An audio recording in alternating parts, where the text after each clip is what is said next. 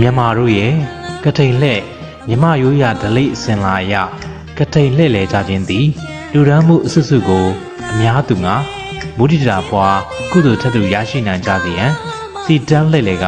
ဖုံးကြောင်းသို့မဟုတ်လူဒန်းရေသက်ချနေရာသို့ပို့ဆောင်ကြသည့်အလေးထားပင်ဖြစ်ပါသည်မင်္ဂလာပါထိုင်းနိုင်ငံမှာရောက်ရှိနေကြတဲ့မာပြည်သားဗုဒ္ဓဘာသာဝင်များကဘာသာရေးခန္ဓာတွေအလူဒါနနဲ့ကုသိုလ်ဘာဝနာပွားများမှုတွေကိုရောက်ရရဲ့ဒေသတွေမှာစုဝေးပြီးတော့ကျင်းပပူဇော်တတ်ကြပါတယ်။ထိုင်းနိုင်ငံရှုံမရီခရိုင်လက်ရောင်မြို့မှာရှိတဲ့ဝါချဘုံဘုံတော်ကြီးကျောင်းမှာထိုင်းရောက်မြန်မာပြည်သားများကစုပေါင်းမာပုံရင်ပွဲတော်ကိုကျင်းပတတ်ကြတာပါ။กฐินปีนี้เห็นว่าคนเยอะกว่าเมื่อปีที่แล้วอะครับในใจรู้สึกดีใจยังไงบ้างครับ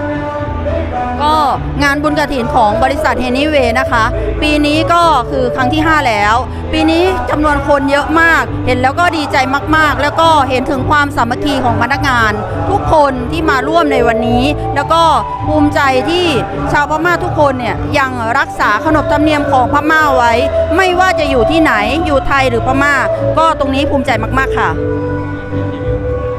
ဒီနေ့ကဒီကထိန်ကပေါ့ဒီမနေ့ကထဲလူစီတာပို့တွေ့ရတယ်ပေါ့နောက်ပြီးတော့ဒီညီမတွေရဲ့အမျိုးပေါ့စုပေါင်းတဲ့အင်အားကိုလည်းဟိုတွေ့ရတာတစ်စိတ်ထဲမှာအရင်ကြည်နူးမိတယ်ပေါ့ဟုတ်ဒီထိုင်းကထိန်နဲ့မြန်မာကထိန်နဲ့ဘယ်လိုကွာခြားလဲအားလည်းသိကျင်တယ်ဒီအဲ့ဒီကထိန်ไทยกับพม่านี้มันมีความแตกต่างยังไงบ้างครับความแตกต่างก็ถามว่าแตกต่างไหมของเราก็คือแตกต่างตรงที่ถ้าของไทยเนี่ยจะไม่มีแจกพระ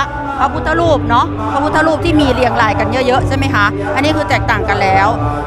ของไทยจะไม่มีแจกแต่ของพม่ามีแจกแล้วก็ของไทยเนี่ยส่วนมากจะไม่มีทำกับข้าวให้ทานจะมีเป็นโรงทานมาแจกแล้วก็จบเนาะแต่ว่าของพม่านี่ก็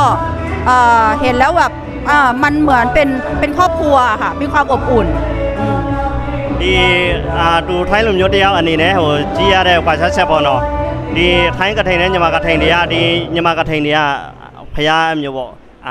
ဖျားဟိုအလူလောက်တာဖျားအဆူအများရဲ့အမျိုးပေါ့ရှိတာပေါ့ဒီထိုင်းကထိန်မှာကြတော့အဲ့လိုမျိုးမရှိဘူးပေါ့ပြီးလို့ရှိရင်လည်းအဲ့ဒီဟိုဖျားတွေကိုအမျိုးပေါ့ပွဲလာတဲ့လူစီမှာပေါ့မဲဖောက်ပြီးတော့မှအမျိုးပြန်လူပေးတာတွေ့ရတယ်ပေါ့ဒါအဲ့ကွာခြားမှုပေါ့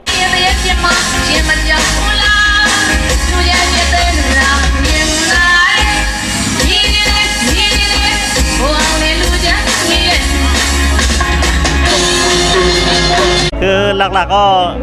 คนที่โรงงานนะครับคนที่มาเข้างานนี้นับถือพี่เหมือนแม่ครับผมเหมือนนับถือเหมือนแม่แล้วก็แบบอยากถามว่าพี่ครับแบบเกี่ยวกับเรื่องความรักแบบพนักงานที่รักเรานี้แบบอยากบอกให้ชาวโลกรู้ว่ามันเป็นยังไงครับผมก็ขอบคุณมากสำหรับความยิ่งใหญ่ของชาวพม่าที่เคารพเราที่เป็นผู้จัดการที่เคารพเหมือนแม่นะคะเราก็รักทุกคนแล้วเราก็ชอบพม่าทุกคนที่ใส่ชุดพม่าใส่ชุดพื้นเมืองเราชอบที่สุดเลยคือสวยมากๆเราชอบมากๆขอบคุณมากค่ะดีใจมากๆเลยค่ะဒီတို့စိတ်ယုံမန်နေဂျာအနေနဲ့ပေါ့ဒီညီမပြည်သားတွေအားလုံးကအမျိုးပေါ့ချစ်ချင်းမေတ္တာပေးတဲ့အတွက်အားလုံးရောအမျိုးပေါ့ဟိုကျေးဇူးတင်တယ်ပေါ့ဒီညီမပြည်သားတွေအတွက်လည်းအမျိုးပေါ့ဒီပွဲလာတဲ့အခါတိုင်းပေါ့အဲ့လိုမျိုးကိုညီမဖို့ဆိုနေပွဲအကြောင်းကိုလာတာအဲ့မျိုးပေါ့တိတ်ပြီးတော့ဟိုချစ်စရာကောင်းတဲ့တလေးဖြစ်တယ်ပေါ့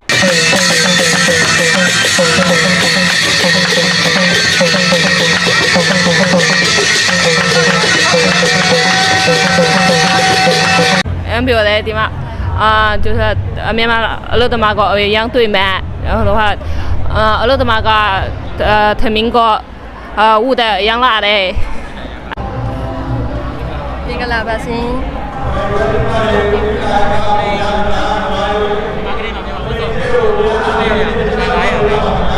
ဘယ်လောက်900လဲဒါကလည်းကျမရဲ့အမေနဲ့ဝေကျွဲတယ်လေအဲ့ဆိုရင်ဘယ်လောက်လဲမသိဘူးလေဒါပေမဲ့အယမ်းနာတယ်အယမ်းကြိုက်တယ်လေသဘောကျတယ်လေဟုတ်တယ်မြန်မာဘလို့ဆိုရကြတယ်လေဟုတ်တယ်ဒါကဒီမလေးကလည်းပထမတစ်ခါလဲမြန်မာအလုပ်သမားလည်းအများကြီးနဲ့မြင်ဖို့လေရခင်လည်းမမြင်ရခဲ့ဖို့လေဒါကလည်းမြန်မာကထန်ပွဲတော်လေကျင်းပလို့ဆိုတော့လေဆိုရင်လည်းတရားမှုဆိုရင်လည်းတရားဖို့အတွက်ဆိုရင်အယမ်းပျော်တယ်လေဟုတ်တယ်လေရပါလားစေ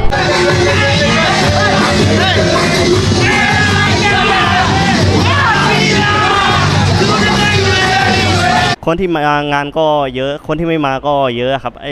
อยากให้เชิญชวนคนที่ไม่มาด้วยครับครั้งต่อไปอยากให้พูดความในใจเชิญชวนให้มาร่วมงานครับผมจริงๆแล้วเรามาจากพม่ามาจากไกลบ้านใช่ไหมคะ1 ปีมี 1 ครั้งก็อยากเชิญชวนคนที่ไม่มาร่วมงานเนี่ยอยากให้มานิดนึงเพราะว่าอันนี้เป็นประเพณีของพม่าที่แบบนับถือแล้วก็ปฏิบัติกันมานานๆก็อยากเชิญชวนนิดนึงว่าให้มาร่วมกิจกรรมกันนิดนึงจะได้แบบรู้สึกว่าเหมือนอยู่ประเทศพม่าไม่รู้สึกว่าเหมือนอยู่ประเทศไทยอะค่ะပွဲလာတဲ့လူတွေဟိုများတယ်ပေါ့မလာတဲ့လူတွေဟိုများတဲ့လူရှိတဲ့အတွက်ကြောင့်အဲ့လိုမျိုးဟိုဒီမန်နေဂျာတယောက်အနေနဲ့ပြောချင်တာကတော့ကိုကတိုင်းတစ်ပါးပြည်မှာရောက်နေတယ်ပေါ့တနေ့တစ်ခါကိုရညီမဟိုရိုးရတလေးပွဲရှိတဲ့အတွက်ကြောင့်အဲ့ဒီဒါကြောင့်အဲ့လိုပွဲကိုလာစေချင်တယ်ပေါ့ကိုညီမပြည်လိုမျိုးပဲအဲ့လိုမျိုးထိုင်းမှာနေတဲ့အဲ့မျိုးပေါ့စိတ်မျိုးမရှိအောင်ပေါ့အဲ့လိုမျိုးပွဲမှာဟိုတနေ့တစ်ခါပေါ့အဲ့လိုမျိုးဟိုလာရောက်ညီမပြည်သူပြည်သားတွေအဲ့မျိုးပေါ့စူပါမျက်နှာတွေ့ပြီးတော့မှအဲ့မျိုးပေါ့နှွေးထွေးစေချင်တယ်ပေါ့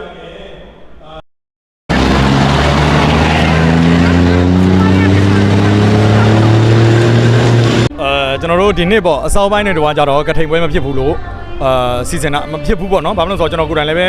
စက်ရုံမှာမရှိနေတဲ့အတွက်ကြောင့်ပေါ့အဲ့တော့မရှိနေတဲ့အတွက်ကြောင့်မလို့ဒီနေ့ကထိန်မဖြစ်ဘူးလို့အများထင်တာပေါ့ဒါပေမဲ့ဒီနေ့ကျတော့စက်ရုံမှာရှိနေတဲ့လူတွေရောကျွန်တော်ရနှစ်တည်းဥဆောင်နေတဲ့အကိုတွေရောသူတို့ကပြောတယ်ကထိန်လုတ်ပေးပါအောင်ဥဆောင်ပေးပါအောင်ငါတို့လည်းပဲနောက်ကပံ့ပိုးပေးပါမယ်ဆိုတော့အကိုတို့ရဲ့ဥဆောင်မှုနဲ့ကျွန်တော်တို့ဒါ15ရက်အတွင်းပေါ့15ရက်ရက်20လောက်နဲ့ကိုကထိန်တုတ်ကြီးအမြန်ပေါ့အမြန်လှုပ်လိုက်ရတာဖြစ်တဲ့အတွက်ကြောင့်မလို့ဒီမှာအခက်အခဲတွေကတော့အရင်နှစ်တွေတော့ပိုတာပေါ့နော်ပိုတာပေါ့အဲ့တော့ဒီနေ့ကထိန်ပွဲ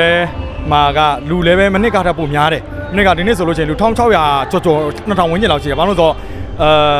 စက်ရုံတွေဆိုလို့ဟန်နီဝစ်တရုံနဲ့မဟုတ်ဘူးကလင်းစက်ရုံတို့ဒီပြည့်ပေါ့ဟာဆန်တို့နောက်ပြီးတော့ FD တို့အဲ့လိုပုံစံမျိုးတွေအများကြီးပဲပေါ့အများကြီးပဲဆိုတော့ဘယ်လိုပြောမလဲပျော်ရတာပေါ့နော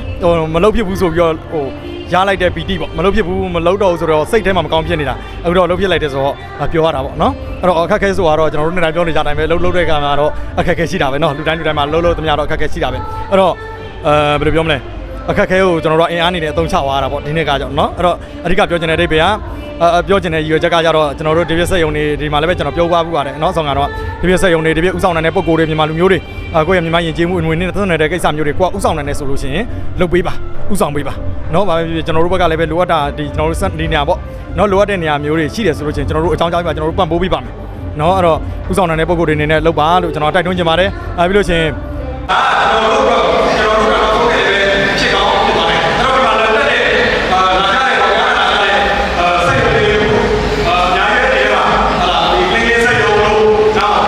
PD စကားအနေနဲ့ကတော့ဘယ်လိုပြောမလဲလောက်ကြည့်ပါပေါ့နော်ဥဆောင်နိုင်တဲ့လူတွေအနေနဲ့လောက်ကြည့်ပါမလောက်ခင်လဲလောက်ရတော့မယ်ဆိုတော့အတိပြောရတယ်လုံနေစေကြတော့အခုလုံနေရတယ်ဆိုတဲ့အတိနဲ့ပြောရတယ်လောက်ပြီးတော့လည်းပဲငါတို့ပြုလုပ်ခဲ့ပြီးဆိုတဲ့အတိနဲ့ပြောရတယ်ပေါ့ဒါကတော့နှစ်တိုင်းကျွန်တော်တို့မှာထားတဲ့စိတ်ထဲမှာထားတဲ့ရည်ရွယ်ချက်၃ချက်ပေါ့နော်ဒါလည်းပဲလက်တွေ့ခံစားရတယ်ပေါ့နော်အဲ့တော့ဥဆောင်နိုင်တဲ့ပုံကိုယ်တွေအနေနဲ့ပဲစက်ရုံမှာဖြစ်ဘယ်နေရာမှာဖြစ်ကျွန်တော်တို့မြန်မာလူမျိုးတွေအနေနဲ့လူငယ်တွေအနေနဲ့တက်နိုင်တယ်ဗျ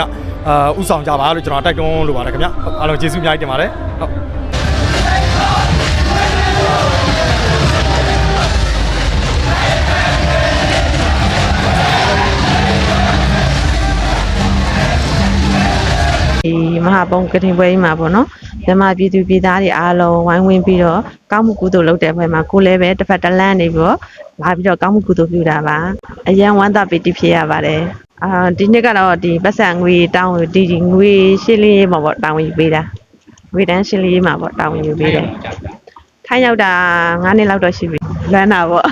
့မြန်မာပြည်လည်းလမ်းတယ်ဒါပေမဲ့အခုဒီထိုင်းနိုင်ငံကြီးမှာကိုမြန်မာပြည်လိုမျိုးပဲဒီလိုမျိုးလောက်ခွင့်ပြုတယ်လောက်ခွင့်ရတယ်အဲ့လိုမျိုးဖြစ်တဲ့အတွက်လေကိုကဝမ်းသာပီတိဖြစ်မိတယ်ပြီးဒီထိုင်းနိုင်ငံမှာဒီလိုလောက်ခွင့်ပေးတဲ့ဒီဟိုဟာတွေကိုလည်းကျေးဇူးတင်ပါတယ်လို့ဟုတ်ကဲ့ပျော်ပါတယ်ပေါ့ဒီမှာထိုင်းမှာကျတော့ဒီလိုမျိုးလောက်တာနဲတယ်မြန်မာပြည်မှာပဲဒါလောက်တယ်ဆိုတော့ဟိုလာရတာလည်းပျော်တယ်စိတ်ကြည်နမှုလည်းရှိတယ်ဟုတ်မြန်မာနိုင်ငံကဟိုရန်ကုန်တွန်တေးအရန်ပြောပါရဲ့စိတ်ရန်လှုပ်ရှားရပေါ့တခါမှမတက်ဘူးပထမဆုံးတက်ဘူးอ่ะမို့